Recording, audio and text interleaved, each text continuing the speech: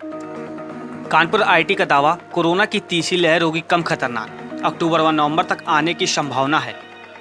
Corona virus की दूसरी लहर ने लोगों को कभी नहीं भूलने वाले जख्म दिए हैं। उस भयावह मंजर को याद कर लोग आज भी सहम जाते हैं। लोगों ने आंखों के सामने अपनों की सांसों को उखड़ते हुए देखा था।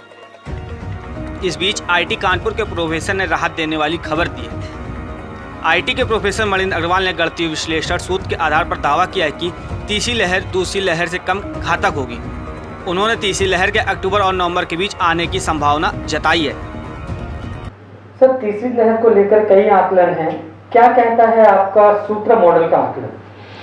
तीसरी लहर के आकलन के लिए हमने पिछले 1 महीने में काफ़ी कैलकुलेशंस करी हैं अपने मॉडल के द्वारा, और उसमें ये निकल के आया कि ब्रॉडली कि तीसरी लहर उतनी अधिक प्रभावशाली नहीं होगी जितनी दूसरी लहर थी। इसमें हमने 3 सिनेरियो वास्तव में बनाए हैं जो कि आधारित हैं कुछ अजम्पशंस के ऊपर।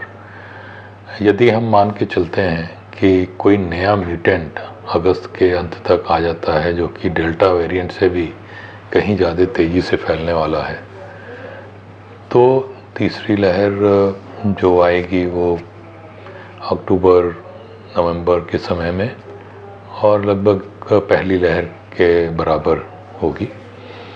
और यदि इस प्रकार का म्यूटेंट नहीं आता है तो तीसरी लहर जो है वो उसकी आधी भी नहीं रहेगी। सर, मीडिया रिपोर्ट के हिसाब से देखें तो कई देशों में इस वक्त तीसरी लहर को लेकर बहुत चिंता जाहिर की जा रही है। इस पे बहुत ज़्यादा नज़र रखने की ज़रूरत है, क्या कहते हैं आप? कुछ जो अन्य देश हैं जहाँ पे लहर एक नई आ रही है, उसमें और भारत में एक बड़ा अंतर ये है कि जिन दूसरे देशों में डेल्टा वेरिएंट की वजह से प्रमुखतः ये नई लहर प्रारंभ हुई है, और उसका कारण यह है कि वहाँ पे डेल्टा वेरिएंट पहले था नहीं।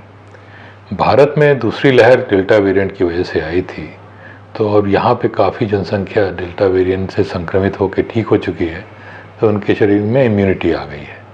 तो इसलिए अन्य देशों की तरह भारत में तीसरी लहर अब डेल्टा वेरिएंट से आएगी, इसकी संभावना कम ही लग रही है।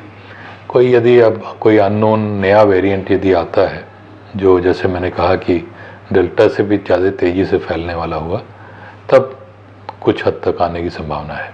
अपने कैलकुलेशंस में हमने 2 चीज़ों का विशेष रूप से ध्यान रखा है। पहला ये कि जो पहले संक्रमित होकर ठीक हो चुके हैं लोग, उनमें कुछ लोग की इम्यूनिटी जो है वो समाप्त हो जाती है। पिछले साल कई सारी स्टडीज़ से निकल के ये आया है कि 5 से 20% लोगों के अंदर जो इम्यूनिटी होती है वो चली जाती है, तो उससे उनको फिर से संक्रमण होने की संभावना होती है।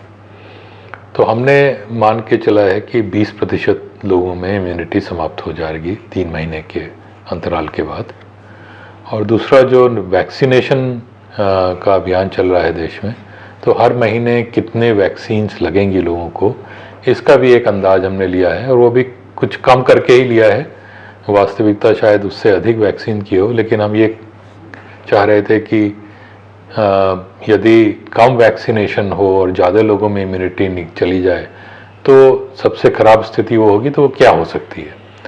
तो वो जो निकल के आ रहा है वो यही, जैसे मैंने बताया कि तीसरी लहर यदि आएगी भी तो उतनी घातक नहीं होगी जितनी दूसरी लहर है।